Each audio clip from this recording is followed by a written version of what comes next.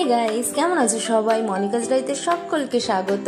আর আমরা এখন চলেছি দীঘার উদ্দেশ্যে। ইতিমধ্যে আমরা শ্যামলীতে উঠে পড়েছি।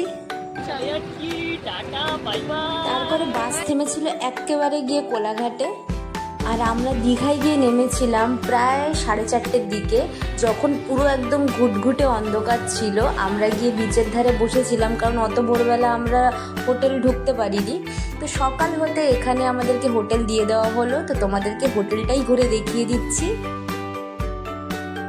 কিছুক্ষণের মধ্যে ব্রেকফাস্ট করে আমরা বেরোবো। তো চলো, লেটস গো। তোমাদের সাথে পরে দেখা হবে।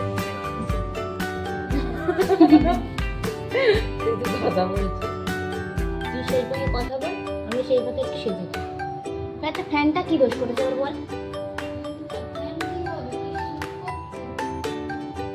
আমি যে ঘামছি, সাজুগুজু করছো।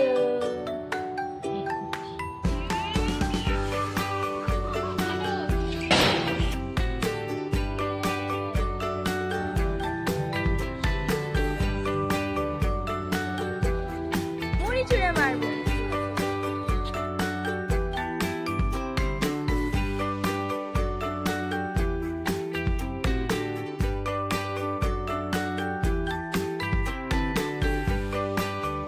বিচে আছি, তো প্রচুর ঢেউ আসছে, খুব এনজয় করছি। আমার অন্য অন্য সাথীরা সব পেছনে আছে, ওরা যে যার ছবি তুলছে।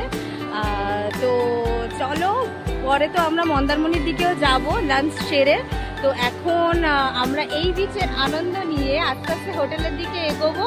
তারপরে আমরা খাওয়া দাওয়া করে যাব হচ্ছে মন্দারমণি। তো লেটস গো। আমরা যে হোটেলটায় ছিলাম সেই হোটেলটার নাম হচ্ছে হোটেল প্যারাডাইস। ওখানকার থাকা অবশ্যই চার্জের মধ্যে যথেষ্ট ভালো ছিল, ওদের সার্ভিসও খুব ভালো ছিল।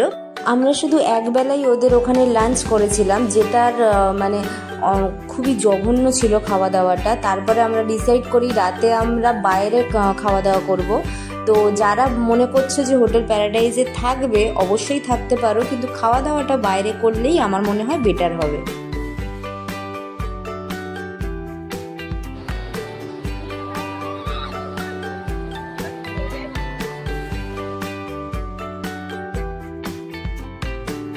তো চলো, আমরা এখন হোটেলে ফিরছি। তারপরে আমরা বিকেলের দিকে যাব হচ্ছে মন্দারমণি।